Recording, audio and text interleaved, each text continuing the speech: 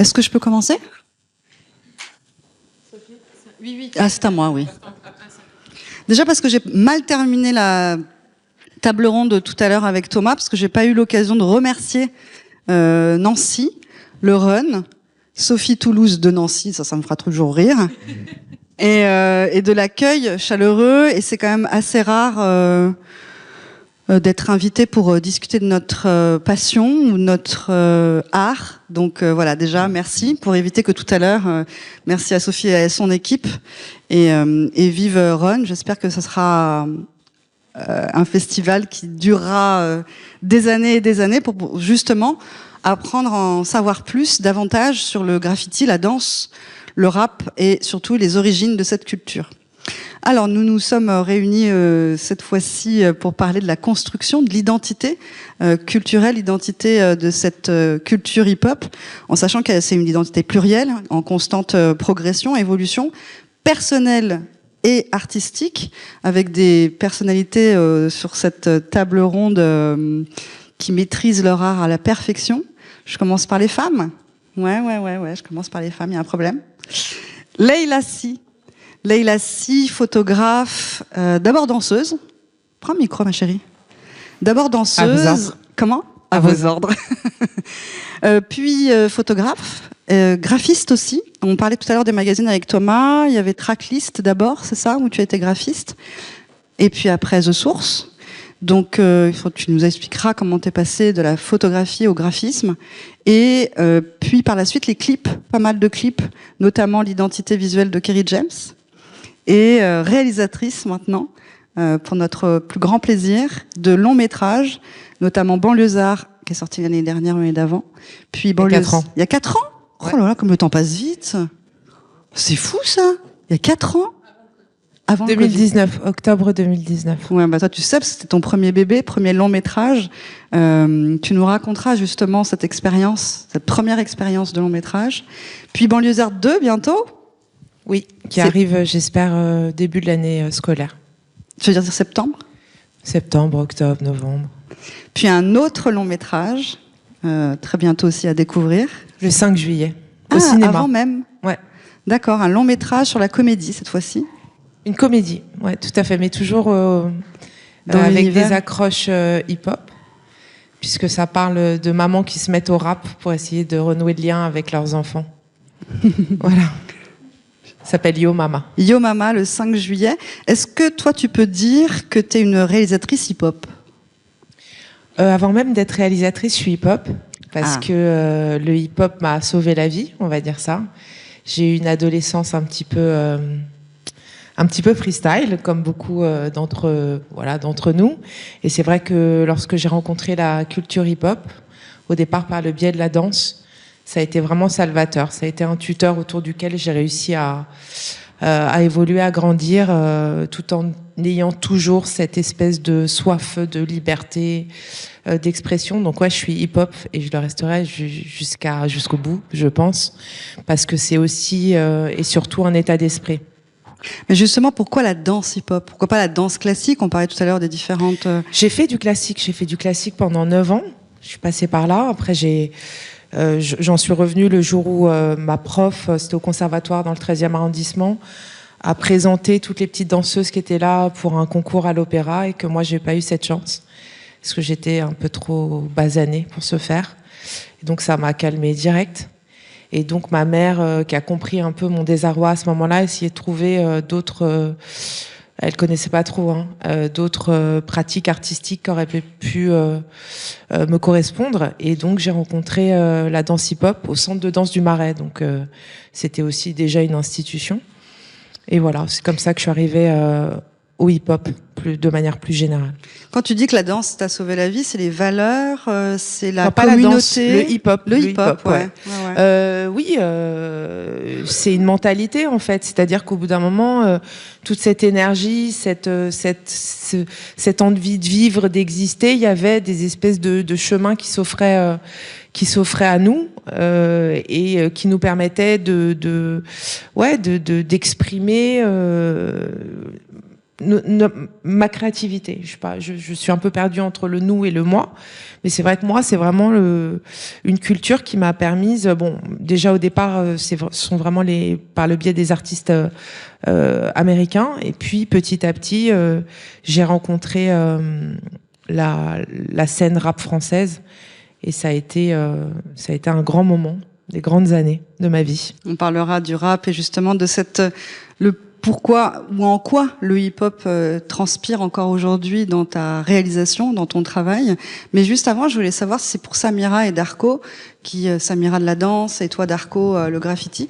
Est-ce que pour vous aussi, ça vous a sauvé, alors pas forcément la vie, mais sauvé de l'endroit où vous étiez, sauvé de la précarité où vous étiez? Bah moi complètement. Je me reconnais dans le discours. J'ai aussi eu une adolescence chaotique que j'essaie de réparer jusqu'à maintenant, et c'est pour ça que je m'occupe de jeunes et que je continue à transmettre. Et quand j'ai découvert le hip-hop, moi je dansais dans ma cave parce que j'étais une fille, parce que j'étais dans un quartier, parce que mon père voulait pas entendre parler de ça. J'ai pas été dans des écoles, dans les assos, ça se faisait pas. Et quand on a monté notre premier spectacle avec ma petite sœur et la voisine en face, on s'est pris des cailloux. Parce qu'une fille, ça danse pas. Et encore moins dans un quartier pop. Alors à Paris, ça devait être une mouvance qui était beaucoup plus rapide. Mais en tout cas, ici, à Nancy, ça a été hyper compliqué. Et en fait, ils se sont rendus compte, moi, j'ai pas lâché l'affaire, que physiquement, moi, je pouvais tenir. Je disais, une fille, ça peut pas popper, parce que nous, on n'a pas de muscles. Donc moi, j'ai travaillé, j'ai commencé à faire des baby freeze, etc. Et là, les garçons se sont dit, ah ouais, en fait, elle peut faire ça aussi, ça peut être cool. Et j'ai intégré un crew qui était sur le haut du Lièvre de danseurs, et j'étais la seule fille. Voilà. Donc le collectif aussi, c'était important. Le collectif, ça l'est toujours. Moi, dans toutes mes pratiques, dans mes groupes avec mes jeunes, moi, ça transpire toujours. Je suis toujours à l'ancienne. Et voilà, le collectif, c'est la base. On se considère comme une famille. Moi, tous mes groupes ont des noms parce qu'il faut qu'il y ait une symbiose entre eux, et ça permet de les faire évoluer, la confiance.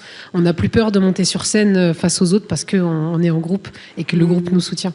Donc ouais, moi, clairement, le hip-hop m'a sauvée, et je suis aussi hip-hop. Je me réveille hip-hop, je dors hip-hop. Même au travail, quand tout ce que je fais, ma façon de parler, c'est hip-hop. Darko, le collectif aussi était très important pour toi.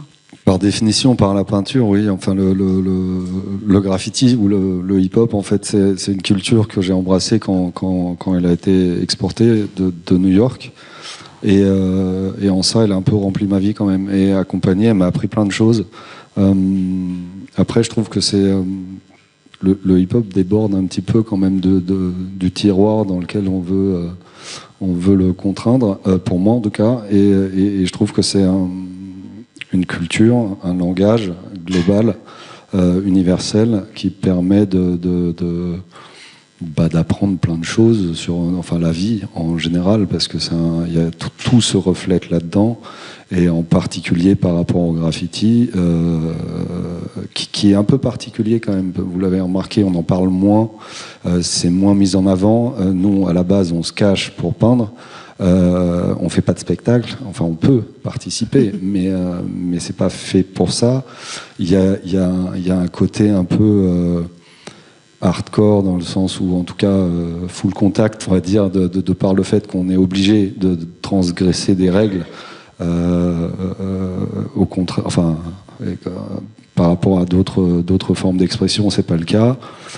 Donc c'est un petit peu toujours un cas particulier qui existait même avant qu'on définisse une culture en tant que hip-hop. Il y a des graffeurs aux États-Unis qui peignaient, qui étaient beaucoup plus funk ou beaucoup plus rock dans les années 70. Au départ, même en France, et je trouve ça réducteur aussi de le cantonner que à la France, parce que ça déborde aussi des frontières. C'est arrivé partout, dans tous les pays du globe à cette époque-là, et dans un contexte différent. Avec une mentalité différente, et c'est ça aussi qui est intéressant. Et pour moi, en tout cas, c'est par rapport au graffiti, quand on voit une peinture, on peut très bien l'apprécier, mais on connaît pas la personne qui l'a faite. On peut pas avoir de préjugés par rapport à cette personne. On sait pas si c'est une femme, un homme, s'il est grand ou petit, ou on sait pas. On peut pas avoir de... et je trouve que c'est aussi ça que je trouve intéressant de pouvoir échanger avec des gens qu'on n'aurait peut-être pas rencontrés autrement, et du coup c'est aussi enrichissant, et ça permet d'avoir une vision un petit peu plus large de la vie. Donc pour moi c'est une école, c'est vraiment un grand apprentissage de la vie en communauté, voilà. Et par définition, quand on peint des grandes surfaces, on a besoin de beaucoup de peinture, et donc il faut se mettre avec d'autres personnes qui partagent un petit peu la même passion, parce que c'est une passion avant tout, afin d'avoir assez de matériel pour pouvoir peindre la surface qu'on a choisi de peindre. Toi, Darko, tu fais partie des premiers, des pionniers du graffiti en France. Et puis, très rapidement, malheureusement, tu as fait partie aussi des pionniers à avoir été attrapés par la police. Mais ça ne t'a pas empêché, malgré peut-être la prison, peut-être une amende, de continuer cet art, ou même ça t'a pas empêché de le réduire et de dire, bon, ok, bon, ça y est, je grandis, j'arrête, je me calme. Non, parce que c'est que de la peinture, en fait. Je faisais du mal à personne. Pour moi, ma démarche, c'était vraiment d'offrir de la peinture aux gens. Les goûts et les couleurs, c'est autre chose. Est-ce que c'est permis ou pas, c'est autre chose. J'avais demandé au préalable si je pouvais peindre à tel ou tel endroit. On m'a rigolé au nez. T'es un gamin, on t'écoute pas. Donc la seule alternative qu'il y avait, c'est d'aller dans la rue ou sur les voies ferrées, souvent, pour peindre des transfos, des dessous de pont, des trucs comme ça, et mettre de la couleur un petit peu dans la vie des gens. Chose que je faisais déjà au préalable, avec des potes qui faisaient des pochoirs, qui faisaient des inscriptions, des punchlines ou des dessins, donc tout ce qu'on peut appeler graffiti au sens large, parce qu'il y a une confusion terrible par rapport à tout ça. Est-ce que d'ailleurs tu peux définir toutes ces... Est-ce que le pochoir fait partie du graffiti? Est-ce que le street art fait partie du graffiti? Est-ce que le graffiti, c'est du street art? Alors, je ne pense pas qu'on ait le temps, mais je reviens avec plaisir, tout ça. Mais pour moi, l'être humain a toujours peint son environnement. Donc, les grottes de Lascaux, c'est du graffiti, en quelque sorte. Okay. Que ce soit les villas romaines ou autre chose, on a toujours peint les temples, les églises, les habitats, tout. Ça a toujours fait partie de l'histoire humaine. Pour moi, c'est exactement pareil. La démarche, elle est toujours là. Après, l'instinct humain, on a tous envie de laisser une trace, d'une manière ou d'une autre. Ou parce qu'on met son nom sur une rue, ou sur un édifice, ou sur une peinture. Donc nous, à la base, on a réduit ça, on écrit notre nom. Donc c'est très basique, mais très symbolique, je trouve. Et du coup, ce travail calligraphique ou typographique, les deux d'ailleurs, pour moi, c'est super intéressant. Mais et c'est la base, donc c'est l'histoire humaine en fait. Ça n'a ni début ni fin. Ça répond à ta question, pas du tout. Non, toujours pas.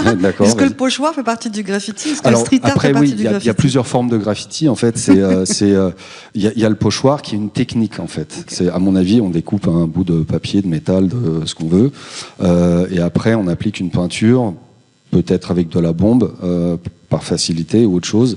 C'est une technique de graffiti, d'art dans la rue. Après, il y a les slogans politiques, qui est une forme de graffiti. Il y a les symboles, un cœur, par exemple, qui sont une autre forme de graffiti. Et il y a un dessin quelconque, une fleur, voilà. Et puis le graffiti, on va dire américain, graffiti writing en fait, c'est parce qu'on écrit notre nom. Où là, voilà, au départ, on prenait un symbole d'un gang, mais ça s'applique aux États-Unis, on peut pas le transposer ailleurs. Pour marquer des territoires, ou en tout cas son passage. Et il y a des gangs qui avaient des contextes un peu violents, qui se sont transformés en groupes de graffeurs qui, du coup, mettaient des signes... Marquer leur territoire ? Marquer leur territoire, non, mais en tout cas, mettaient des signes dans la rue pour prouver leur existence, en fait, en quelque sorte. C'est beaucoup plus paisible. Je trouve. Et du coup, c'est très positif comme démarche, puisque au lieu d'aller marquer son territoire de gang, voilà, du coup, ça permettait de tout le monde d'aller au-delà de son territoire et d'exister à titre individuel. Et voilà. Et là, on parle juste de la symbolique de départ, qui était des lettres basiques écrites avec très peu de notions calligraphiques, qui sont venues un petit peu plus tard. Mais encore une fois, à titre individuel. Et du coup, ces calligraphies se sont transformées en des scripts beaucoup plus complexes, des lettrages dessinés et non plus écrites, donc des typographies qui, par la force des choses et pour sortir du lot, se sont complexifiées, transformées, colorisées, etc., jusqu'à ce qu'on arrive à des visuels beaucoup plus travaillés, beaucoup plus pensés, réfléchis, construits, avec des dessins de préparation, des dessins préparatoires, des choses comme ça, et ça a donné cette culture visuelle qui est avec ses codes propres, sortis, enfin qui sont pas comparables, en tout cas avec les codes existants de l'art pictural, on va dire, et qui existent depuis une 50aine d'années aujourd'hui, et une 40aine d'années ailleurs qu'à New York, et c'est ça aussi qui est intéressant. Mais c'est vrai qu'à l'époque où j'ai eu un procès, en fait, et du coup, à l'époque, j'ai pas arrêté de peindre, puisque je trouvais ça très, très injuste, en fait, d'être condamné un peu sévèrement pour avoir fait de la peinture dans la rue. Et du coup, enfin, je connais personne qui a arrêté, en fait, en réalité, malgré les procès et les choses comme ça, puisque c'est un art de vivre, c'est une passion. Après, il y a plein de moyens d'exprimer cette passion, mais j'en connais aucun qui a arrêté. Alors, ça vient des États-Unis, tu l'as dit. Ça vient des États-Unis, le rap, la danse, le graffiti. À quel moment il y a une identité française, en tout cas pour le graffiti? Pour toi, à quel moment tu te dis, tiens, voilà, j'ai trouvé ma propre identité, c'est du darko que je fais et pas de la copie de Méo ou d'autres artistes américains qui sont passés par la France? Oula, alors au départ, la première fois que j'ai regardé consciemment du graffiti, c'était dans un film qui s'appelle The Warriors, les guerriers de la nuit, quand il est sorti au cinéma. Et je l'ai vu au cinéma et j'ai remarqué ce qui se passait dans le fond. Donc je dessinais par ailleurs depuis toujours. J'ai toujours débordé de la feuille qui était sur la table. Voilà, donc ça faisait partie de moi. Je traînais un petit peu dans la rue et je dessinais sur les murs. Ça n'avait rien à voir avec cette forme de graffiti, mais du coup j'ai intégré un petit peu cette sensibilité-là dans mes dessins. Après, j'écoutais de la musique électro, un peu de punk, un peu de new wave, mais aussi de la funk, de la soul, enfin tout ça. Et puis plus tard un peu Radio 7 avec Sydney, et je me suis mis à tourner sur la tête tout ça parce que j'aimais bien la gestuelle en général. D'ailleurs, elle est intégrée dans ma peinture aujourd'hui. Et du coup, naturellement, j'ai drifté un petit peu vers ça, et je trouvais l'expression de la peinture à la bombe, à la main levée, libre, sans une béquille comme le pochoir, par exemple, où je me concentrais uniquement sur l'écriture ou le dessin. Là, ça combine vraiment tout, en fait. Même si j'écris mon nom, après, je mets des symboles ou du décor avec des personnages ou des paysages ou des trucs comme ça autour. Je le mets en scène. Toi, quoi. Oui, voilà. Mais à la base, t'écris ton nom. Et du coup, c'est voilà, c'est compliqué quand même. C'est une passion avant tout, quoi. Donc. La danse, c'est pareil. Est-ce qu'il y a une touche française? À un moment donné, Samira, tu t'es dit, bon, tu copies évidemment popping, locking, toutes les bases de la danse hip-hop qui arrivent, soit de la côte ouest, soit de la côte est des États-Unis. À quel moment tu te dis, ça c'est mon style? C'est déjà un style français, puis après un style de Nancy. On m'a appelé la foire fouille, en fait. C'est là où je me suis dit, j'ai mon style. C'est parce que t'as Je mélangé. faisais, en fait, très rapidement, j'arrivais plus à rester que dans le locking, que dans le pop-in, puisque moi j'étais danse debout, j'ai fait très peu de break. Et en fait, ça me contentait pas. Je voulais faire autre chose. Donc, je traînais avec des Africaines. J'ai commencé à mettre de la dancehall, des pas de dancehall, en fait, sur des musiques hip-hop. Et on a commencé à faire plein de mélanges. Et c'était tout nouveau. Début des années 2000, ça se faisait pas comme maintenant on dit voilà le hip-hop, on sait hein, juste debout, c'est la catégorie hip-hop, on sait que il y a des mélanges de plein de pas, des pas contemporains, etc. Et ça n'existait pas à l'époque. Donc on va dire ouais toi t'es la foire fouille. Bah c'est cool. Donc ça m'a plu. Je me suis dit c'est cool, j'ai trouvé mon propre style. Quelques années après, en plus, on m'a donné le surnom que j'ai jusqu'à maintenant, mon nom de danseuse, qui est Diams, qui est resté parce qu'il y a. Je savais qu'il était déjà pris ce nom. Il était déjà pris. Il est déjà pris, mais du coup, il s'écrit pas pareil. Et c'est en pas fait, Big non, Girl Diams, c'est Diams. D-Y-A-M-S. Voilà, le mien, c'est Diamancy, du coup. Mon blaze aussi, parce que je graffe un petit peu. Pas un niveau ouf, mais j'ai toujours aimé dessiner. Et voilà, donc je me suis dit, bah, c'est ok, c'est du Diam style, c'est bien. Jusqu'à maintenant, c'est cool, c'est du mélange. J'aime pas rester que dans une catégorie, j'aime bien. Donc quand tu danses, on te reconnaît.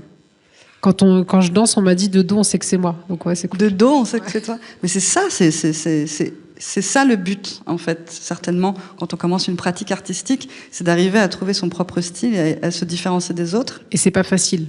Et c'est ce que moi j'explique souvent à mes élèves, c'est que je cherche pas à faire des clones. Un pas, tout le monde peut faire un pas. Par contre, faire le pas avec son propre style, c'est là où ça devient intéressant. Et au début, bah oui, on reproduit. Voilà, un pop-in, c'est un pop-in. Sauf que quand on commence à mettre une petite vague avant un pop-in, bah là, on cherche. Et je pense que le graffiti, c'est le même principe, c'est-à-dire que il y a des bases. On a ces bases, mais ce qui est intéressant pour nous en tant qu'artistes, c'est comment est-ce qu'on se l'approprie et qu'on en fait quelque chose de différent. Comment on se l'approprie et qu'on en fait quelque chose de différent, Laïla Si, quand on se lance dans l'image, il est là sinon, quand on se lance dans l'image et on essaie de trouver sa propre identité comme la danse ou comme le graffiti. À quel moment, toi, tu t'es dit, ça y est, j'ai ma touche, ou on t'a dit? Moi, je me suis jamais rien dit. Si. Je pense que le style, c'est les autres, en fait, qui s'en rendent compte. Moi, j'ai été juste projetée en avant avec cette envie de faire, de faire toujours le mieux. En fait, je pense que moi, j'ai grandi au contact d'autres artistes. Comme je te le disais tout à l'heure, moi, je considère pas être une artiste, je suis une passeuse, tu vois. Je suis, par exemple, j'ai beaucoup travaillé avec des rappeurs pour leur faire donc des clips, comme tu disais tout à l'heure, ou même des photos.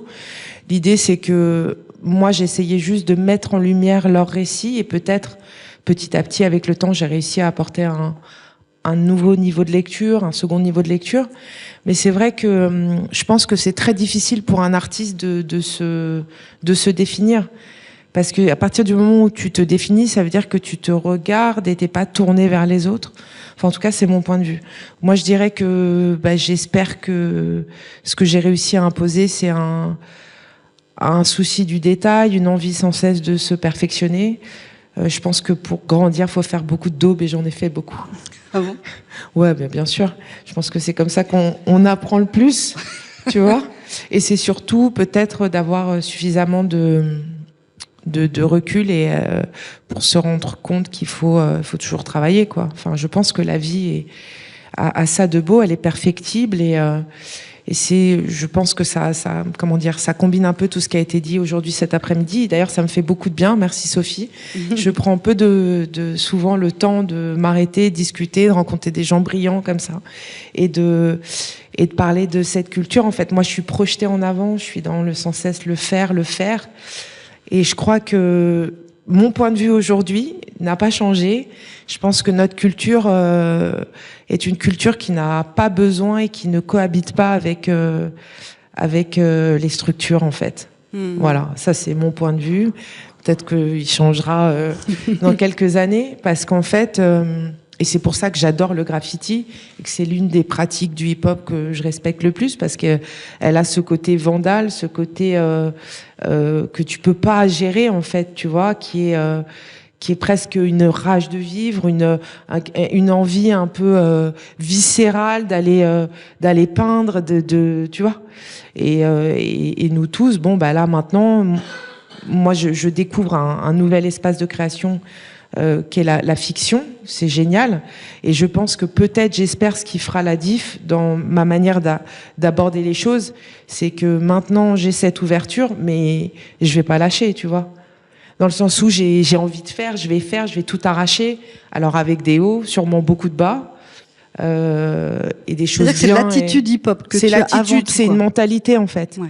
C'est une mentalité qui j'ai essayé. Hein. J'ai été au conseil. C'est filmé en même temps. Je peux pas trop te dire de merde. On peut couper au montage. Bon bah voilà, ce sera coupé au montage. Moi j'ai essayé. J'ai été au centre culturel hip-hop pendant 7 ans avec le cœur, l'envie, etc. Et on est très rapidement arrivé. En tout cas, moi, personnellement, humainement, je suis arrivée au bout de certaines choses. Parce qu'au bout d'un moment, tu as des institutions, tu as des gens en face de toi qui sont là, en fait, pour se donner une image, pour soi-disant, tout d'un coup, au bout de 20 ans, se réveiller et se dire mais il y a des artistes, il y a des gens brillants qui sont là, il y a des choses qui se font, il y a une vraie conscientisation, etc. Et à la fin, ils le font pas pour les bonnes raisons, selon moi. Donc moi, j'ai claqué la porte avec perte et fracas, comme je sais faire. Et ouais, t'as mis quand même un certain temps, enfin 7 ans, voilà, 7 ans, tu as écouté, tu as essayé. J'ai plus qu'écouté, j'ai essayé de défendre un point de vue qui est sûrement trop sensible en fait face à ces gens-là, tu vois. Je pense que il faut pas oublier, la politique reste la politique. Voilà, hein, c'est mon point de vue. Hein. Au bout d'un moment, les gens, ils le font peut-être pas pour les mêmes raisons pour lesquelles, comme je te dis, moi, ça, dans le sens où quand je te dis ça m'a sauvé la vie, ça m'a permis d'avoir un focus, tu vois, plutôt que de partir en sucette de l'autre côté, d'avoir une colonne vertébrale et de créer des choses. Après, ça n'est que mon point de vue, parce que par exemple, aujourd'hui, on est là tous ensemble, réunis, on discute, on se fait du bien. En tout cas, moi, ça me fait beaucoup de bien. Mais je doute que ce ne soit que motivé par des bonnes intentions. Voilà. Pas ici, hein. Je parle en général. Tu comprends ce que je veux dire? Voilà. Je sais pas quelle était ta question à la base. Ta propre identité que tu veux pas définir. Pardon? Ta propre identité que tu refuses de définir. Mais surtout, j'en suis incapable. C'est-à-dire que si un jour je suis capable de définir mon identité, c'est que je vais partir bientôt, quoi.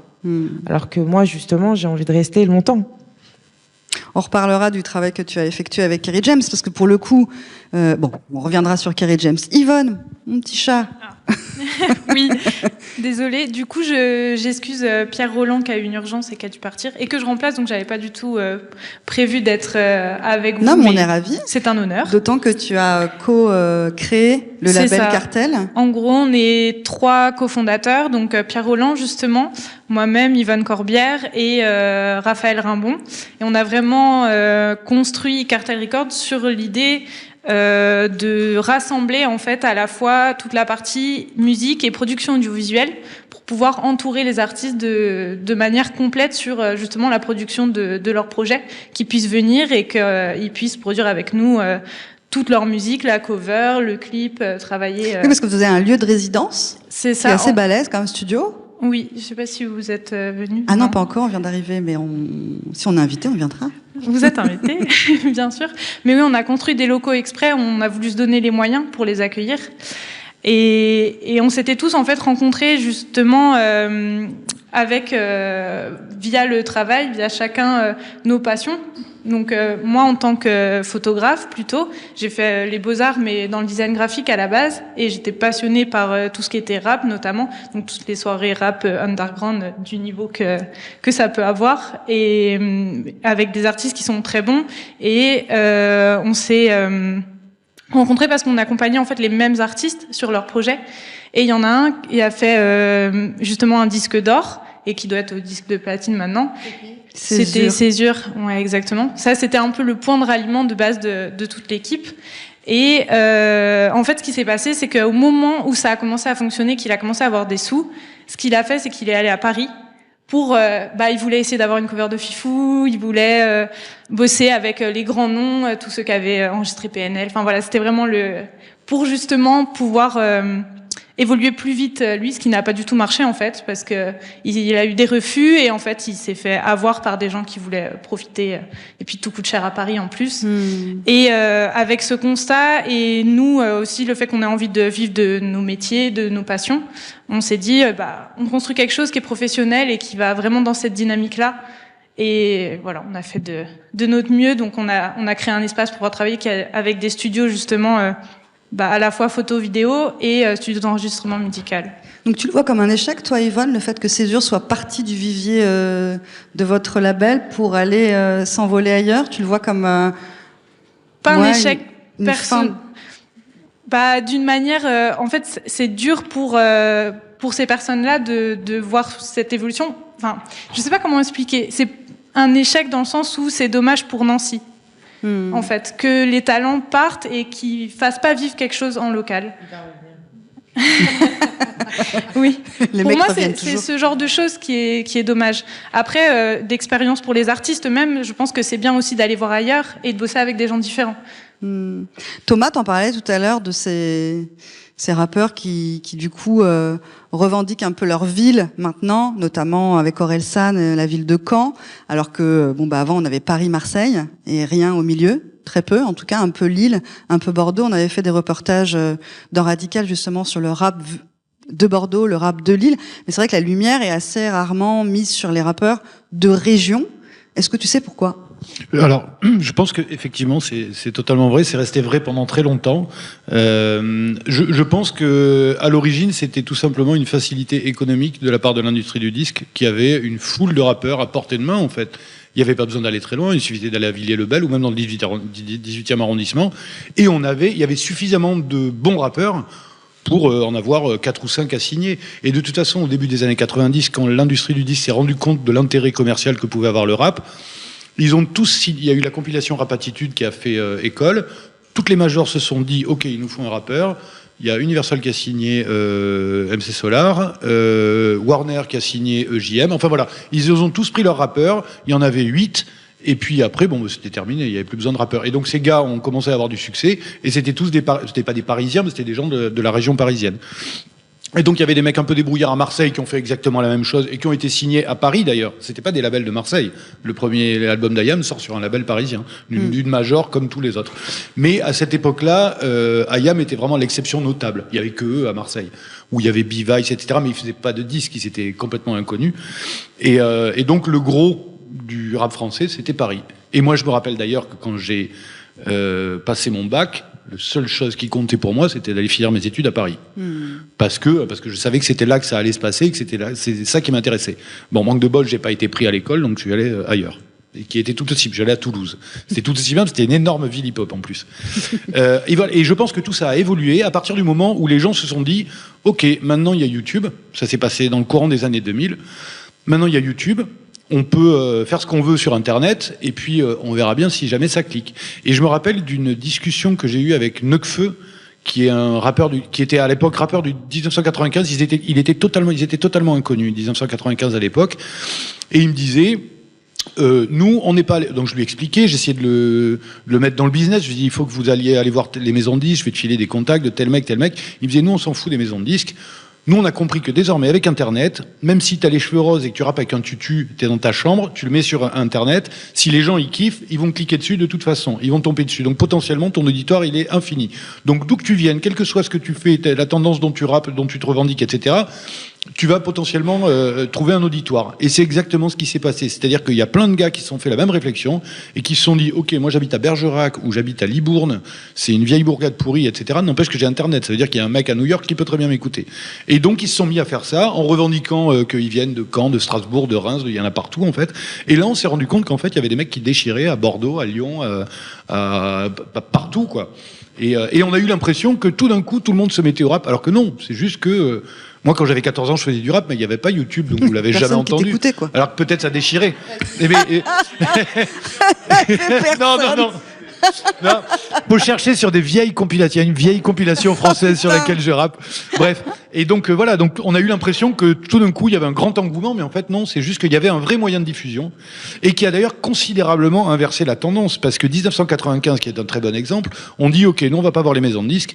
Ils ont mis leurs clips sur YouTube. Il y a 2 ou 3 millions de personnes qui ont trouvé ça mortel, qui ont cliqué dessus, et là, les maisons de disques sont allées les voir. Et là, en se disant, oulala, il y a de l'oseille à faire, quoi. Donc, on va aller signer ces gens-là. Et donc, la tendance s'est inversée, puisque auparavant, quand on voulait percer dans le rap, il fallait aller voir un directeur artistique, proposer la cassette, il fallait que le directeur artistique soit d'accord ou trouve ça bien, il fallait qu'il ait derrière l'oreille un directeur de radio qui lui dise, ouais, potentiellement, ça peut passer sur ma radio, parce que lui, après, il faut qu'il vende des disques, etc. Alors que là, eh ben, au lieu que ce soit les directeurs artistiques et les directeurs de radio qui décident de ce qui va passer, c'est les chiffres de YouTube qui décident. Donc, c'est les gens qui cliquent ou qui cliquent pas. Voilà. Et c'est comme ça que 1995 s'est retrouvé signé sur Universal, alors que, et ça j'en reste persuadé aujourd'hui, c'était en 2009, ils avaient envoyé leur démo à Universal Music, personne l'aurait écouté. D'abord parce qu'ils étaient inconnus, mais ensuite parce qu'ils pratiquaient un style de rap qui était complètement passéiste à l'époque. Ils faisaient du rap comme on faisait en 99. Eh ben, il se trouve que les kids, ils ont kiffé, ils ont adoré ça, ils ont cliqué, et voilà. Et donc, ils se retrouvent à faire du rap boom bap. Pour avoir du succès, il faut d'abord avoir du succès sur le web. Ah, ça me paraît évident. Je pense qu'il y a aujourd'hui, là, pour le coup, c'est certain, aujourd'hui, il n'y a aucun directeur artistique qui signe juste parce qu'il trouve la chanson mortelle. Ou alors, c'est extrêmement rare. Mais c'est un peu des méthodes romantiques de la grande époque de l'industrie du disque des années 60 et 70. Et encore, ils étaient quand même déjà dans ce type de logique. Mais aujourd'hui, il n'y a personne qui signe un rappeur sans qu'il ait déjà 200 ou 300 000 followers, ou etc. Alors je m'avance pas trop sur les chiffres, mais il faut déjà qu'il y ait une fanbase, quoi. Ouais, ils prendront pas le risque de le signer. Mais ne serait-ce que parce que, à cause de ces 2 ou 3 millions de followers, ils savent que potentiellement ils ont au moins un bon débouché sur les plateformes de streaming. Ils savent qu'au moins le truc il sera écouté. Yvonne ? C'est même plutôt ça qui prime des fois, avant la qualité même du travail. C'est l'envers du décor. Ouais. Donc Césure est parti. Oui, dans l'histoire, oui. Et du coup, on s'est construit, on a signé des artistes en interne qu'on avait envie de développer. Et du coup, il y a Jaja, Benini et Lafa, ces 3 artistes, dont un qui est plus techno, électromonde, et sinon rap. Et en fait, on travaille sur de la production pour des entreprises, pour d'autres rappeurs, pour avoir les finances pour produire en interne nos artistes. C'est-à-dire que pour développer vos artistes, vous êtes obligé de faire des ménages, enfin des boulots à côté. C'est pas des boulots à côté, parce que moi ça me passionne autant quand on bosse sur nos artistes que sur une entreprise par exemple. Ça dépend des projets qu'il y a, mais dans tous les cas on essaie vraiment d'amener une patte créative et justement d'utiliser le background qu'on a pour des entreprises aussi. D'accord. Et mais en gros, ça va être notre gagne-pain pour pouvoir se permettre de financer en interne des artistes, parce que ça reste coûteux en fait. Comment sont vos rapports avec les institutions ici ? Vous, le label de rap pur Nancy, comment ça se passe ? Label ou institution ou toi, t'as un label ? Oui. Comment ça se passe avec les institutions ici ? Est-ce que vous êtes aidé ? Est-ce que vous êtes financé ? On n'est pas financé. On n'a aucune aide de nulle part. Mais après, on va dire qu'on a des contacts qui peuvent être intéressants avec certaines institutions sur des événements ou des choses qui se passent à Nancy, mais ça reste très petit et on a déjà été confronté au fait que si on vous donne 2 000 €, par contre, il faut faire ça et il faut faire ça et ça nous plaît pas. Donc non, on avance vraiment globalement tout seul là-dessus. Après, il y a des salles comme l'Autre Canal où justement on a des partenariats peut-être Oui, c'est ça. Sur des événements ou pour des répétitions, on est aidé dans ce sens-là. D'accord, donc il y a quand même une bonne entente. Financièrement, non. Nulle part. Et la ville, non, pas trop. Pas encore. Ça va venir. On les connaît, hein. Samira, en tant que danseuse, t'as voulu partir sur Paris, toi ? T'as voulu quitter Nancy et te dire, allez, je me lance, je vais à la capitale ? Oui. On t'entend, je crois. Oui, on m'entend. Ouais. Ouais. Oui, j'ai voulu partir. Surtout au début, j'ai fait. On avait la chance dans les années 2000 d'avoir des grands danseurs de la compagnie Black Blamber qui venaient nous donner des stages. Moi, j'ai vu Sylvain Oprah, j'ai Tony Mascotte avec qui j'ai fait des stages pendant un certain temps. Et effectivement, j'ai voulu partir, sauf que je suis un peu terre à terre. Et je savais que la concurrence était rude. Et à un moment donné, on se dit, on part à Paris au risque effectivement de se prendre une claque et de revenir en se disant, en fait, voilà, je reviens, j'ai plus rien, je dois tout recommencer ici, ou je vais travailler en local. J'avais déjà moi envie de transmettre, de monter quelque chose ici. Et je suis plutôt partie là-dessus en me disant voilà, moi je veux rester sur du local et je trouve que c'est cool aussi que dans les villes il y a des choses qui se développent et qu'on puisse à un moment donné valoriser nos villes. En disant bah oui, je suis de Nancy, j'ai grandi ici, j'ai monté des choses ici. Quand je vois des jeunes danseurs qui sont devenus profs, ça me fait super plaisir. On fait des choses ensemble, ça me convient. Moi, ça me convient comme ça, ouais. Pour le graffiti, Darko, il y a une question de territoire pour toi ou pas du tout? Parce que le graffiti, tu peux en faire n'importe où. Pour moi, non, en fait, par définition, très tôt, je me suis mis à voyager, à voir ce qui se passe ailleurs et à rencontrer des gens dans d'autres contextes, d'autres secteurs pour voir ce qu'ils font et comment ça se passe là-bas. Et du coup, en fait, au contraire, même, c'est intéressant d'échanger et de peindre, là où on est. Donc on peut très bien aller dans un autre pays, peu importe, au bout du monde, et peindre quelque chose, en espérant que ça reste le plus longtemps possible. Leïla disait tout à l'heure que le graffiti, c'était vraiment viscéral. Enfin, c'est ma vision. Hein. Oui, alors justement, la tienne, Darko, en tant que graffiti artiste depuis plus de 20 ans, est-ce que c'est toujours viscéral pour toi? C'est un besoin, c'est une passion, donc on peut pas aller à l'encontre, donc on a besoin de faire ça. Encore une fois, moi je me suis toujours exprimé par le dessin, la peinture, par l'image, depuis toujours en fait. Donc je sais pas si, ça fait partie de moi, point. Et puis on a, dans l'histoire du graffiti, appris que certaines peintures allaient être exposées dans des galeries. Moi, je me souviens d'Agnès B. Je crois que c'est la première vraiment que j'ai entendue qui allait exposer dans sa boutique ou dans sa galerie, parce qu'elle avait une galerie à l'époque. Toi, comment tu t'es inscrit? Est-ce que tu étais contre? Est-ce que tu étais pour? Est-ce que du coup, tu as fait partie de ceux qui auraient voulu être exposés?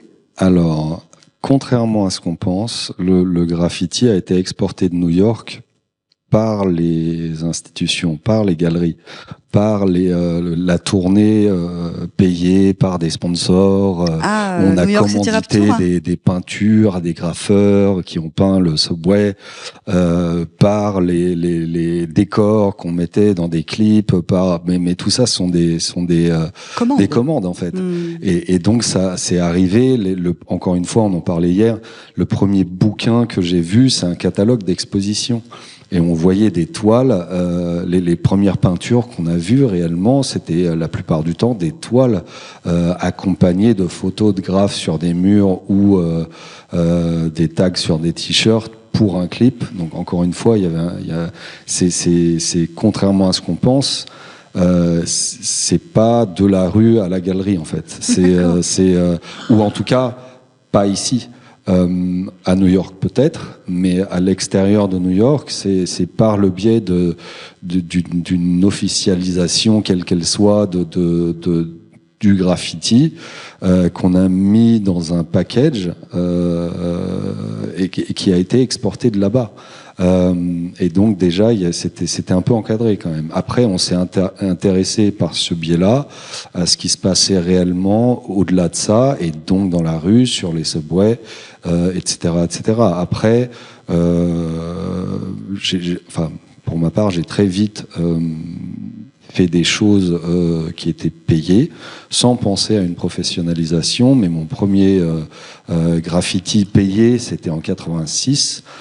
Pour un magasin de vélo, une enseigne quelconque, et puis mes potes me demandaient de leur peindre des fringues comme ça, donc moi j'avais mon argent de poche comme ça, et puis quand il a fallu travailler, j'ai essayé plein de métiers, plus ou moins en rapport avec le dessin ou la création, voilà, où il y avait un aspect créatif, et puis j'étais assez déçu, et au final j'ai décidé un petit peu sur le tard, au début des années 90, de faire un métier de ma passion. J'ai lutté pendant des années parce qu'encore une fois, pour moi, le graffiti a un côté très noble, et commercialiser tout ça, c'est un peu sale. Enfin, moi, j'avais un gros problème avec ça.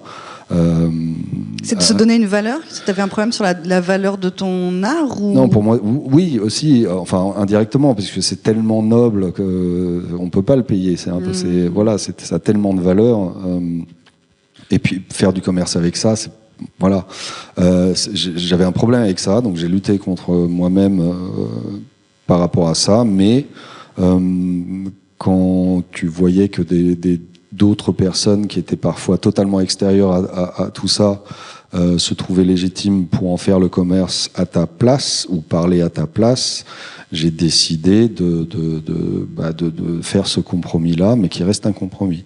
Après, il y a plein de manières et plein de corps de métier ou plein de secteurs dans lesquels on peut travailler. Que ce soit l'art ou le marché de l'art qui en est une partie, que ce soit la danse, le spectacle, le cinéma, l'architecture, la mode, etc. Il y a plein de secteurs qu'on peut activer et j'ai pas envie de m'enfermer dans un seul secteur pour ça, et du coup j'ai très vite à partir de ce moment-là où j'ai pris cette décision, essayer d'être actif dans plein de secteurs différents. Après, l'appellation, le contexte, est-ce que c'est autre chose? Mais le fait que ce soit des commandes, fais-moi un vélo, là... Est-ce que c'est toujours du graffiti? Est-ce que le graffiti, c'est la bombe? Ou est-ce que c'est la liberté de la bombe? Alors, cette forme de graffiti, c'est une forme bien particulière. Théoriquement, si c'est pas fait dans un contexte illégal, on devrait parler d'autre chose. Mais je pense qu'étant donné que c'est toujours la même personne qui, avec sa sensibilité, fait les mêmes gestes, voilà, oui, en quelque sorte. Enfin, de ce point de vue-là, en tout cas. Donc après, est-ce que c'est de l'art? C'est pas de l'art, c'est de l'illustration, c'est ceci, cela, ça dépend enfin, personnellement. Alors, est-ce que c'est de l'art? Qu'est-ce qu'on te dit, toi? Perso, je m'en fous. mais en tout cas, je pense que cette forme d'expression visuelle, qui, entre parenthèses, a une 50aine d'années, qui a influé ou influencé absolument tout, de l'art à l'architecture, à la publicité, à la politique, au cinéma, absolument tous les secteurs. Je pense qu'il n'y a pas beaucoup d'expressions artistiques officiellement reconnues qui ont cette longévité-là et qui ont cette énergie et ce renouvellement perpétuel encore aujourd'hui. Et à ce titre-là, évidemment qu'il a sa place, en tout cas. Est-ce que pour toi, c'est toujours, le graffiti fait partie de la culture hip-hop, toujours aujourd'hui? Ou est-ce que c'est en marge de cette culture? C'est les deux à la fois, pour la simple raison que quand les Américains de l'époque considèrent que c'est le premier élément du hip-hop, puisque ça existait avant, et qu'il y a des générations qui faisaient ça, alors que le hip-hop en lui-même n'existait pas encore officiellement. Après, avec Fab Five Freddy et tout ça, encore une fois, on a fait un package avec Phase 2, tout ça, qui est arrivé, qui a été exporté de New York, et nous on l'a accueilli tel quel. Donc encore une fois, c'est ma culture, c'est ma sensibilité. Après, ça dépend des endroits. Je pense que la définition même de cette culture, elle est différente à New York, ou même voir dans le Bronx et à Manhattan, et encore plus en Europe, que ce soit en France ou sur d'autres continents. Le contexte est différent, la mentalité est différente, mais c'est ça qui fait sa richesse, je pense vraiment. Mais on partage quand même le même langage, et on peut échanger avec des gens pourtant avec lesquels on n'a aucun rapport, et c'est aussi une force, et je pense que c'est ça aussi qui est intéressant. Leïla, ton rapport avec les rappeurs, qui arrivaient assez tôt, ce rapport, parce que rapidement on t'a demandé de faire des pochettes d'albums, puis des clips. D'abord, ça a été pochette d'album, photo pour le magazine Tracklist, en fait. Et puis ensuite, quand on a commencé à être un peu plus sérieux, l'arrivée de la version française du The Source. Quel rapport, c'est-à-dire? Ton rapport avec les rappeurs, est-ce qu'ils avaient confiance en toi? Est-ce qu'ils venaient te chercher? On parlait de Fifou pour les pochettes d'albums, par exemple. Ah oui, mais moi, je suis loin de ça. Fifou, aujourd'hui, il a construit ça depuis des années. Depuis des années. Écoute, ça s'est toujours plus ou moins bien passé. Ah, plus ou moins. Non, mais plus ou moins, il y a certains artistes, je dirais, avec lesquels c'était plus fluide que d'autres. Ouais. Après, je pense à partir du moment où tu es respectueux et où la personne en face de toi est respectueuse, ça c'est... Enfin, j'ai jamais eu de gros dramas avec des rappeurs. Quand justement Mafia qu'un Free fait Pour ceux avec Courtrage Mai, comment est-ce que toi t'arrives après en proposant ta propre patte, ta propre touche avec Kerry James, qui lui a connu le collectif, Courtrage Mai les bonhommes, le collectif Mafia qu'un Free. Comment toi t'arrives à imposer ton style et à le partager avec Kerry James? Comment ça s'est passé? Écoute, c'est après une période où j'avais arrêté, j'ai été maman, je bossais plus trop, et je me suis dit bon, faut que je me remette à bosser. Et là, je me dis qu'est-ce que je vais faire? Et je dis j'aime bien l'image, j'aime bien le son, j'aime bien la danse, vu que j'étais danseuse. Je me dis bon, le clip vidéo peut être une jolie alternative. Et puis j'appelle Chris Macari à l'époque qui avait bossé avec nous à The Source, qui lui faisait déjà du clip. Donc je l'accompagne sur un tournage au Sénégal. Et puis là, Kerry m'appelle, parce que j'avais fait un t-shirt, donc tu vois, rien à voir.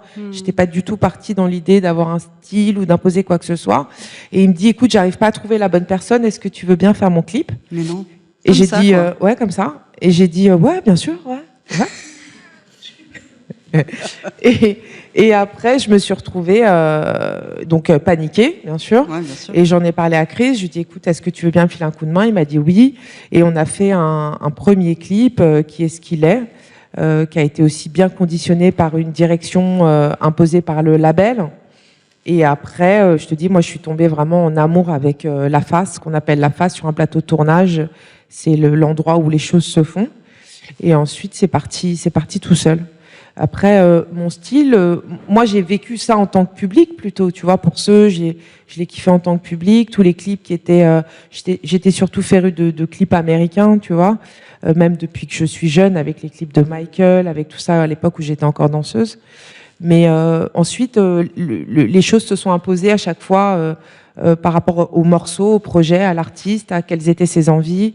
Voilà, c'est comme ça que les choses se sont construites. Et donc petit à petit, à force de faire des clips pour ou avec Kerry James, vous avez créé votre propre langage et votre propre identité visuelle à deux. Je crois que ce qui marche bien avec Kerry, c'est que j'ai le décodeur et il a le décodeur. C'est-à-dire qu'on arrive à garder nos distances, mais en même temps, je crois que j'arrive à comprendre ce qu'il a envie de dire, ce qu'il a envie de dire. Parce qu'encore une fois, moi j'étais au service de son message. Il y a certaines choses parfois qu'il a pu défendre ou dire avec lesquelles j'étais pas particulièrement en accord, mais l'idée n'était pas d'embrasser tout ce qu'il faisait, c'était de soutenir son propos et d'apporter un deuxième niveau de lecture. Donc je dirais que ouais, c'est notre collaboration et c'est aussi beaucoup de respect par rapport à ce qu'il représente. Moi, j'ai surtout et puis surtout une fidélité de sa part dans le temps, tu vois, qui m'a permis de faire mes armes, parce que je pense qu'aujourd'hui on doit avoir une 40aine de clips ensemble. Alors justement, autodidacte du coup, Leïla? Sur la réalisation, ouais, complètement autodidacte. Est-ce qu'avec du recul, t'aurais pas préféré ou aimé, enfin peut-être non, tu vas me dire non, mais passer par une école et apprendre plus vite? Si, je pense que j'aurais fait, parce que là vraiment, je me rends compte que la réal, mais c'est peut-être aussi du haut de mes 44 ans, de tout ce que j'ai vécu, etc. C'est vraiment ce qui me plaît, quoi. Ça combine vraiment énormément de choses.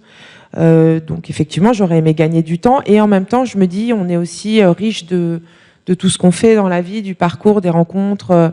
Donc non, je me sens très bien là où je suis et je suis ravie d'avoir En fait, c'est comme si je découvrais un nouvel espace de création dans lequel, dans l'absolu, j'ai encore tout à faire, tout à apprendre, tout à arracher. Voilà. Le long métrage Banlieusard, c'était une première expérience. Comment ça s'est passé pour toi? Comment tu l'as vécu? Très mal. Non mais vraiment? Ouais, ça a été très dur. Parce que on a essayé de monter le film pendant des années, je dirais 2-3 ans. Donc là, tu dis on, ça veut dire que tu étais dans le processus de Kerry a faire écrit, vivre. c'est écrit. Mais tu vois, après un film, t'as un scénario, mais il faut le financer en fait. Ouais. Et quand tu le finances pour le cinéma, t'as au moins 5 guichets. Il te faut un distributeur, il te faut une région, il te faut le CNC, il te faut des... Tu vois, donc c'est beaucoup de gens à convaincre, beaucoup de gens à emmener avec toi. Et on n'a pas réussi à le financer pour le cinéma, pour plein de raisons. Alors moi, j'ai pris en plus la part de culpabilité absolue, vu que j'avais pas fait de film. Je me suis dit merde, c'est sûrement ma faute. Et puis surtout, je comprenais pas que Kerry ne soit pas entendu. Le script était bon. Il a même été sélectionné au prix Sopadin. Enfin, tu vois, c'est pas rien. C'est des gens qui lisent beaucoup de scénarios. Donc, il s'était reconnu que son script était bien, mais on n'a pas réussi. Jusqu'au jour où, quelques années plus tard, il y a, par le biais de nouveaux producteurs, il y a Netflix qui se positionne. Et moi, je voulais plus en entendre parler, parce qu'on avait fait le grand oral du CNC. J'ai l'impression que j'avais passé le bac fois 10 000. C'était l'enfer, on l'avait pas eu. Tu vois, c'était très dur. Et ensuite, ils disent go. Et par contre, on en a besoin vite. Et donc, on s'est retrouvés à lancer un mois et demi après le rendez-vous, on tournait, quoi. Donc, c'était à la fois, mais on l'a dit, en tout cas, moi, perso, je l'ai dit, que à la base, c'était un peu une frustration pour nous d'être sur Netflix. Tu vois, nous, on voulait aller au cinéma, quoi. Et Netflix, c'était cool, mais c'était un peu un chemin de traverse.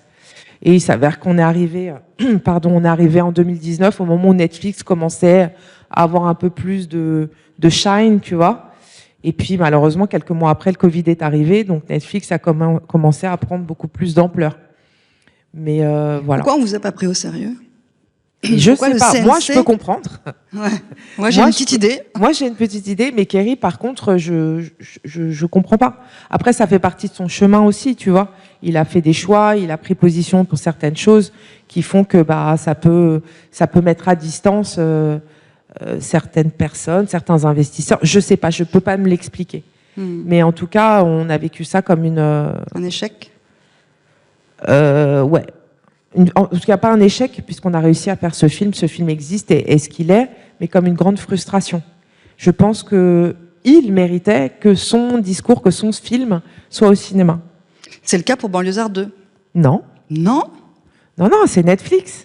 Mais là, on est plus en accord, du coup. Là, on est content.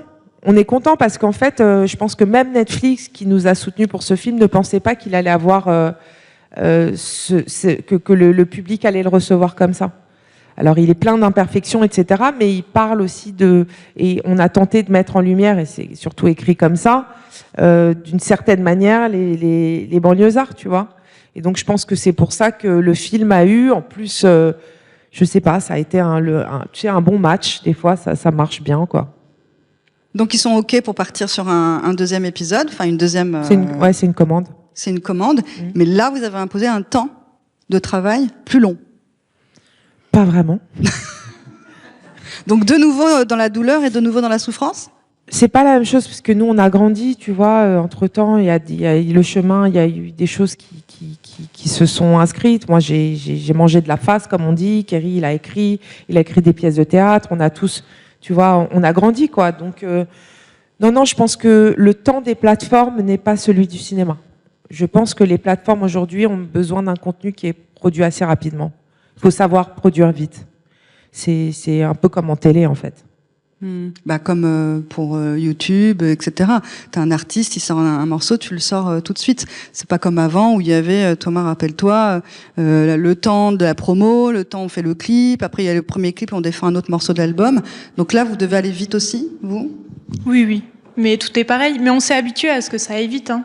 Même ne serait-ce que regarder une vidéo sur YouTube, avant il fallait attendre 5 minutes que ça charge. Maintenant, si c'est 10 secondes, c'est trop long. Oui. Donc c'est cohérent avec le monde aujourd'hui. Ouais. Alors un deuxième film, une fiction aussi. Ma question, en quoi on voit, ou en quoi c'est hip-hop? En quoi on peut dire Banlieusards, c'est un film hip-hop, ou Mama Lova? Yo Mama. Yo Mama. Yo Mama. Mama Lova, ça aurait été bien aussi. Yo Mama, c'est un film hip-hop, par exemple. En tout cas, ils ont été faits avec l'énergie du hip-hop. C'est-à-dire que on a, comme je te l'ai dit, j'aurais aimé faire des écoles. On n'a pas fait d'école pour être là, mais on s'est emparé pleinement des possibilités qu'on avait. Et voilà, c'est vraiment une mentale, en fait. Moi, je l'ai vraiment inscrit comme une façon, un état d'esprit, une manière d'être. Et puis, il y a toujours, malgré tout, je l'espère, en toile de fond, des réflexions qui tournent autour de notre univers, tu vois. Diams, la danse, Tu sais qu'on en a parlé un petit peu tout à l'heure avec Louis sur le fait que le breaking arrive au JO, mais tu m'as pas donné ton point de vue à ce sujet. Ça va avec l'air du temps. En fait, c'est une reconnaissance. Effectivement, de toute façon, on est toujours un peu dans une dualité. Hein. Le hip-hop, c'est toujours, on est content quand c'est reconnu et en même temps, ça pose question. Ils ont supprimé, je sais plus, un autre sport en même temps qu'ils ont introduit le break. Le karaté. Donc, ça crée systématiquement des polémiques. Après, en fait, chaque pays qui reçoit les JO peuvent proposer 4 sports additionnels. Donc là, ils ont proposé le breaking en plus de BMX 3-3, basket 3-3, BMX et escalade, je crois, en plus du surf. Mais du coup, skate. Et donc du coup, ils ont sorti le karaté.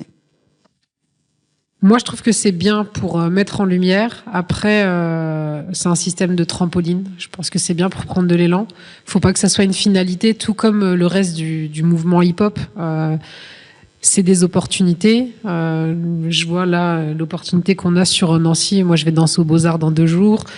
C'est pas une finalité en soi. Je compte pas passer ma vie à danser dans des institutions. Pour autant, j'aime danser dans la rue si je peux le faire, sur des petites scènes, sur des grosses scènes. Je trouve que tout est bon à prendre parce qu'effectivement l'art s'arrête pas juste à on passe au JO non, ça va plus loin que ça. Il y a un côté artistique, les gens vont s'en rendre compte. C'est pas que de la performance physique parce que sinon ce serait que des gymnastes et ils seraient restés dans des salles de gym. C'est pas le cas. Il y a des breakers qui incluent dans leur mouvement de la danse. Avec une musicalité que les gymnastes n'ont pas. Donc les gens vont s'en rendre compte et je pense que c'est une bonne chose. Ça sera un bon visuel. Il faut pas que ça soit une fin en soi. Est-ce que vous écoutez du rap, vous, tous les 4? Bon, toi forcément le label d'intérêt quand même avec Cartel, mais Darko, est-ce que tu écoutes du rap aujourd'hui? Diams, Leïla, Thomas Blondeau, lui du matin au soir il écoute du rap. Louis Jésus, est-ce que tu écoutes du rap ou pas du tout? Si, bien sûr. Moi je suis venu aussi au hip-hop par ça, mais d'ailleurs j'en profite parce que j'ai une réflexion qui me vient depuis tout à l'heure en vous écoutant toutes et tous. C'est en fait un rapport au collectif historiquement qui est assez, à mon avis, particulier au hip-hop. Parce que d'entendre des artistes, on va dire, de la première génération comme vous, c'est super intéressant de raconter comment vous, personnellement, vous avez trouvé dans ces pratiques artistiques un truc qui était facile d'accès, on va dire techniquement, parce que via l'autodidactie, votre sensibilité, vous avez pu la mettre facilement, on va dire, dans une pratique qui était pas techniquement compliquée, en tout cas en termes d'accessibilité. Et que, en fait, très vite, vous êtes quand même passé au collectif. T'expliquais que tu as dû... au bout d'un moment, travailler avec d'autres personnes parce que la taille du mur fait que toi, très vite, pareil, travailler avec d'autres personnes. Et on a un peu parlé tout à l'heure de cette histoire un peu de la structuration professionnelle dans le hip-hop. Et en fait, historiquement, une touche du hip-hop, c'est ça, quoi. C'est les collectifs artistiques. Et que ça a fonctionné très longtemps en collectif artistique, alors. Avec une plus ou moins grande fidélité des artistes à leur collectif. Mais en tout cas, ces collectifs ont existé pendant longtemps. Aujourd'hui, il y a moins de collectifs d'artistes. C'est-à-dire purement artistique. Les artistes travaillent moins en grand collectif durablement.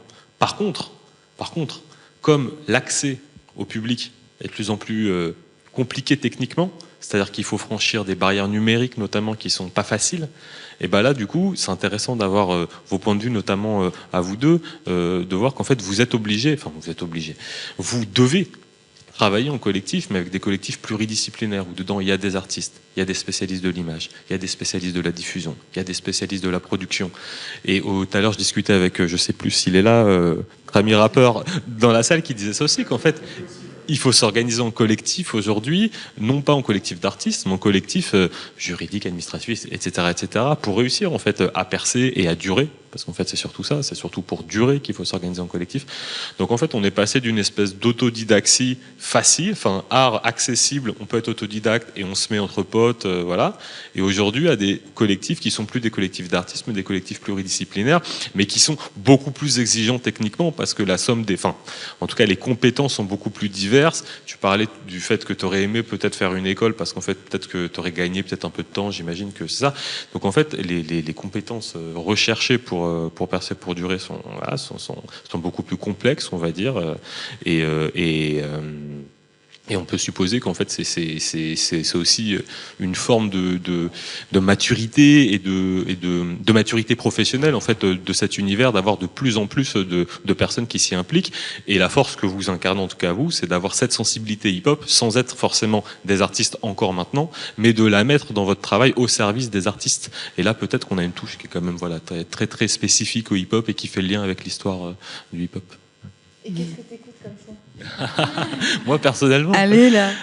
J'avoue qu'il y a eu quelques chouchous cités tout à l'heure. Benjamin Epps, j'aime bien pour l'énergie nouvelle, je trouve ça assez rigolo, imaginatif. J'ai un petit chouchou SCH, mais c'est pour le côté narratif, dark, que je trouve, même si les thèmes sont pas très originaux, je trouve qu'il pousse à fond le truc de la folklorisation du côté film de gangster mis sur un album, quoi. Je trouve que, enfin, même mis sur plusieurs albums, et je trouve qu'il a une façon de le raconter et voilà, je pense qu'il est dans le raffinement de ce truc-là à fond, voilà, pour donner juste 2 exemples, mais peut-être que d'autres ont d'autres goûts exprimés. Thomas, c'est Gazo, si j'ai bien compris. Hein. Alors, pas uniquement, j'écoute une foule d'artistes et une foule de tendances rap. J'aime beaucoup SCH, je rejoins ce qu'il disait. Je trouve que c'est une musique qui est très délicate, très écrite, très travaillée. On sent vraiment que il cherche à mettre en scène un univers et que donc il va aller passer suffisamment de temps en studio pour que ça soit au point. Il va pas sortir un morceau tant qu'il n'est pas complètement fini. Et puis je trouve qu'il a des vraies trouvailles en termes de mise en bouche des mots, de la manière de prononcer des choses.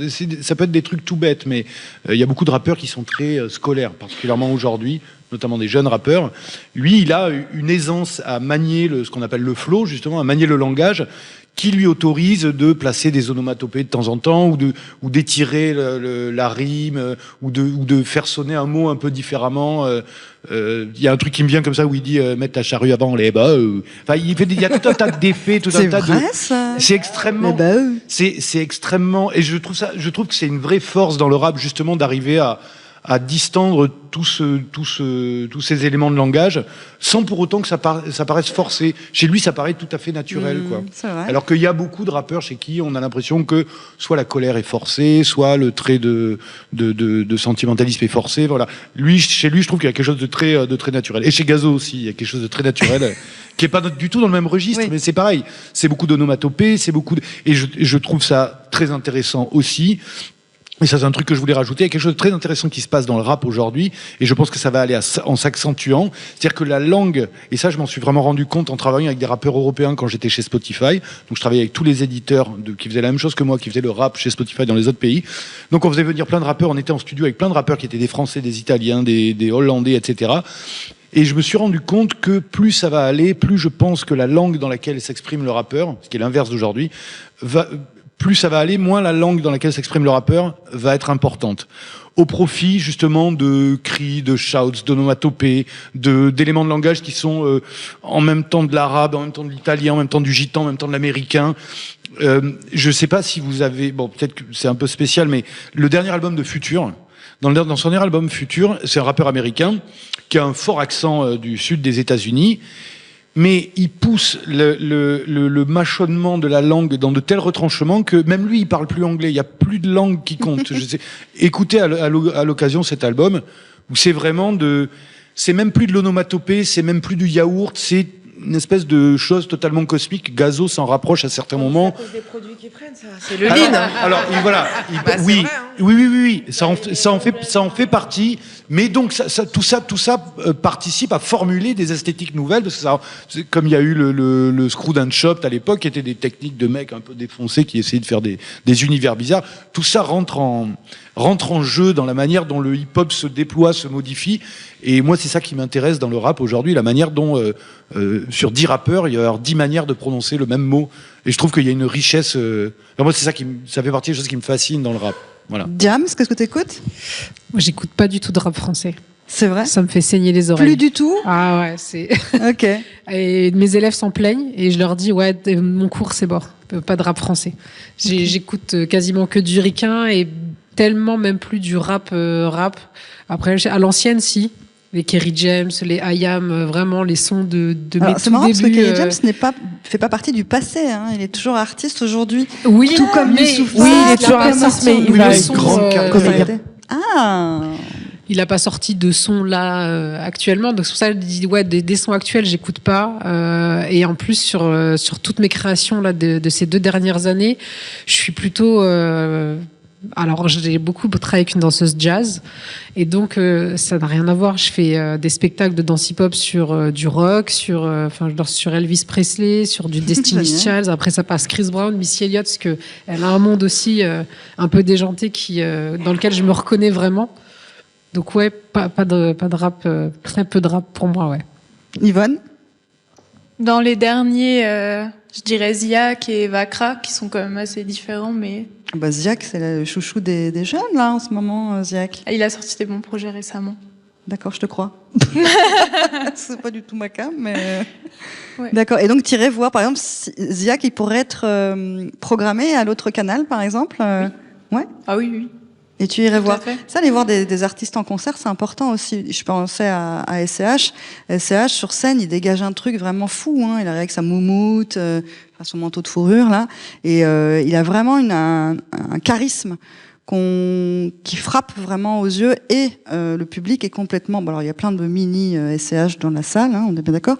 Mais ça frappe vraiment le fait qu'il dégage ce truc-là avec la mode, avec son style et son voilà, il dégage vraiment un truc. Et voir les artistes sur scène, je trouve que c'est important. Kerry James, j'ai déjà vu aussi. Kerry James, il est impressionnant sur scène. Autant en disque, on aime, autant sur scène, il valide tout le monde. On aime ou on n'aime pas en disque, mais sur scène, il valide tout le monde. Et pour parler de région, à Sète, il y a un festival qui s'appelle le Demi-Festival, qui est fait par Demi-Portion, un rappeur. Et donc, c'est possible, par exemple, en région, comme à Nancy ou à Libourne, comme tu disais, Thomas, de faire un festival, par exemple, ou de réunir des rappeurs et de faire une belle scène de rap d'un peu partout, en fait, et de briser les frontières et sans se dire il y a Paris et le reste. Donc, je sais que Rachid, Demi-Portion, a réussi à le faire. Je pense que c'est possible un petit peu partout. Est-ce que tu penses que c'est possible ici aussi? C'est en train de se développer. Ah ah. On a un festival de rap bientôt. Ça va venir. Et toi, Darko, est-ce que tu écoutes du rap? Oh mon Dieu. Oui. Ah, c'est vrai? Oui, oui. Il va Pas nous que, sortir mais oui, Ziak, oui. tu vas voir. Alors j'écoute un petit peu de tout, les classiques américains évidemment, mais aussi beaucoup de rap d'autres pays, anglais, australiens, tout ça. En ce moment, j'écoute pas mal de Death Wish Cast, qui est un groupe de Sydney, et Ren ou Sleaford Mods, qui est un peu du UK crime, qui pour moi est du hip-hop quand même. Après, ça peut varier, ça peut changer un petit peu. J'aime bien Jedi Mind Tricks, par exemple. Et ce Il genre aurait de fallu qu'on choses. écoute des extraits à chaque fois. Hein, ça aurait été bien. Voilà. Préparer les extraits. Mais après, oui, après, encore une fois, c'est une culture samplée, hein, par définition, Oui. donc que ce soit dans la musique ou ailleurs.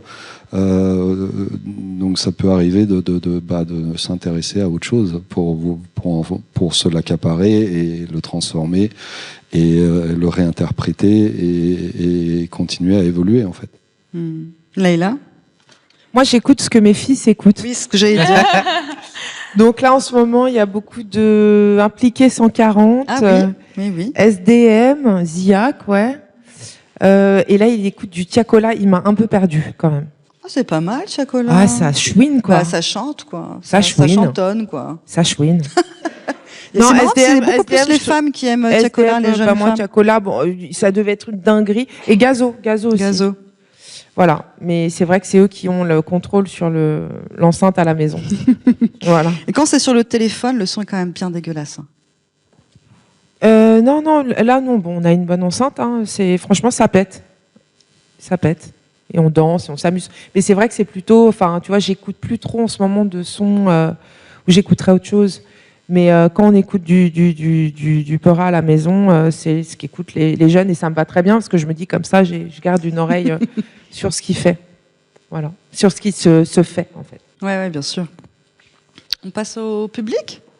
Attendez, allumez la lumière, parce que vraiment, j'ai l'impression qu'on est seul au monde. Alors que pas du tout. Ah, voilà. Nicolas. Nicolas Xelé.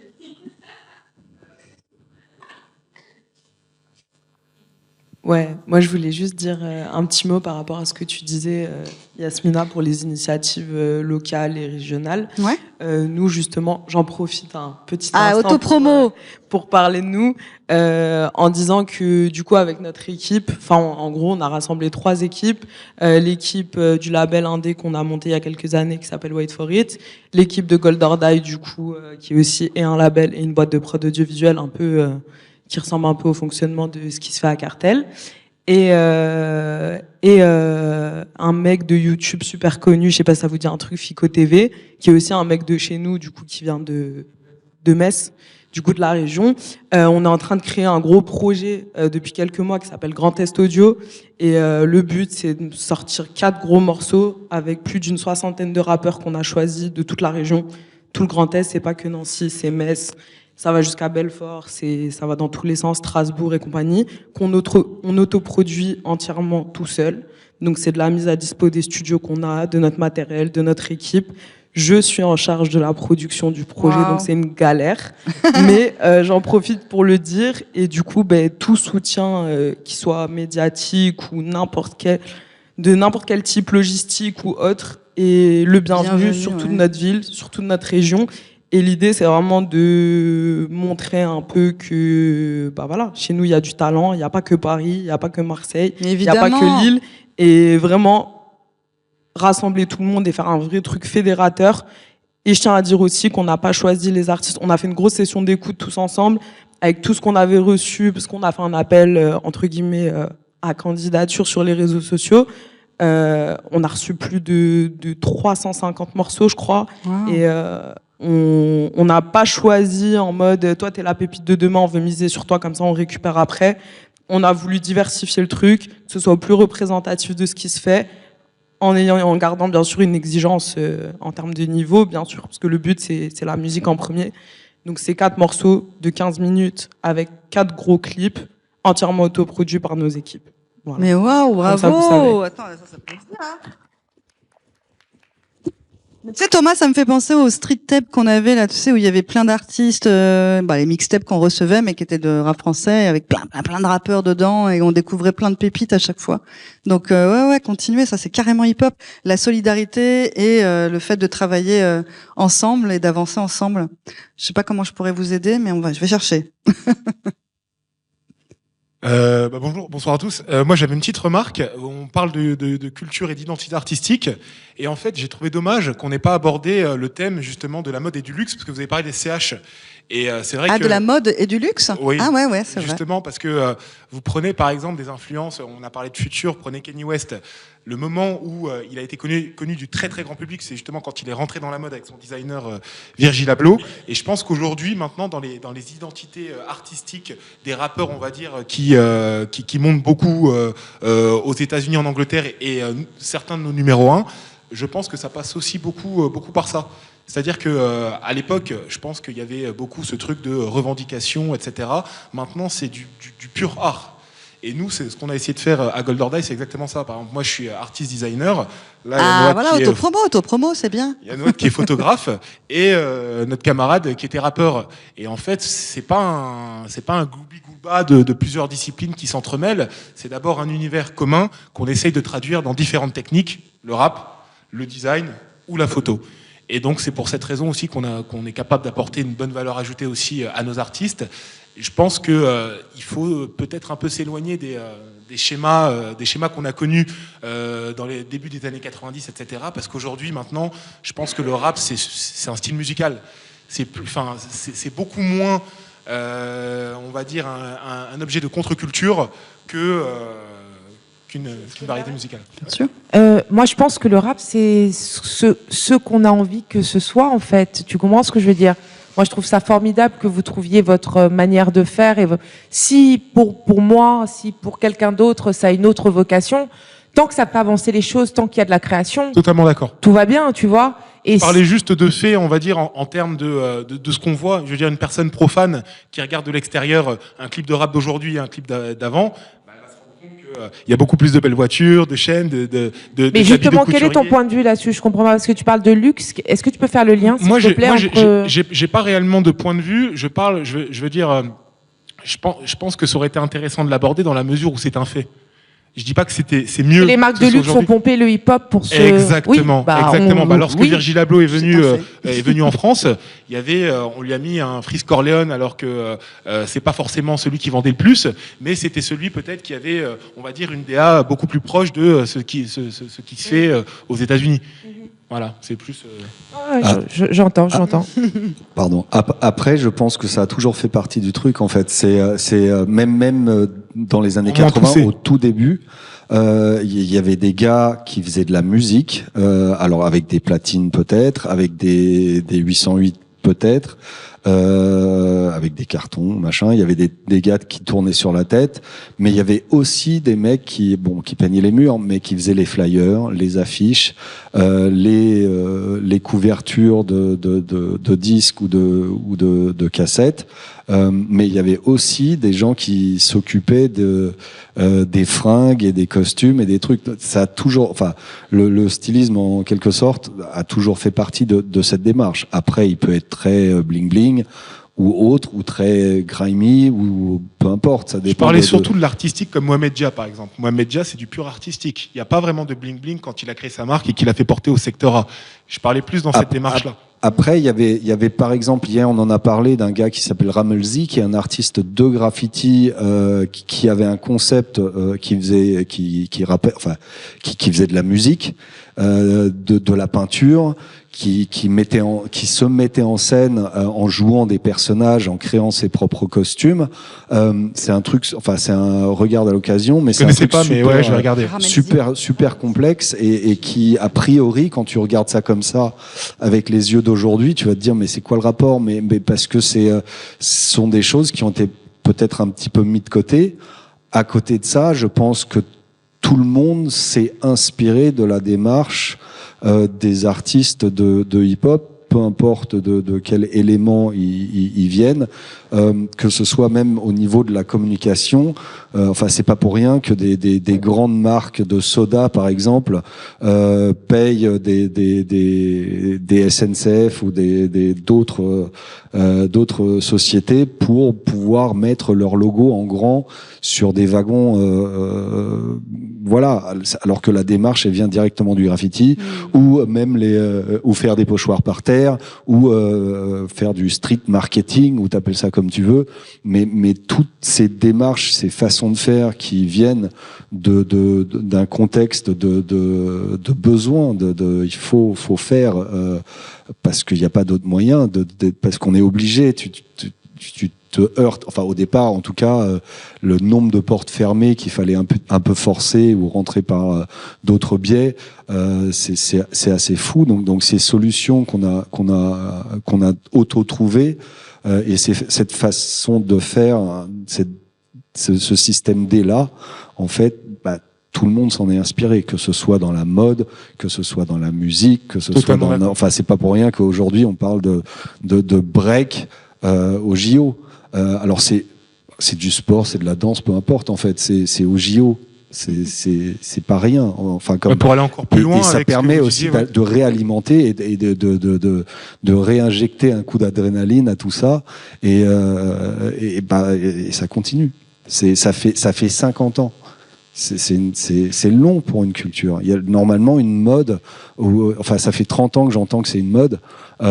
Ça fait 40 ans que je peins, c'est pas rien. Donc voilà, ça continue encore quoi.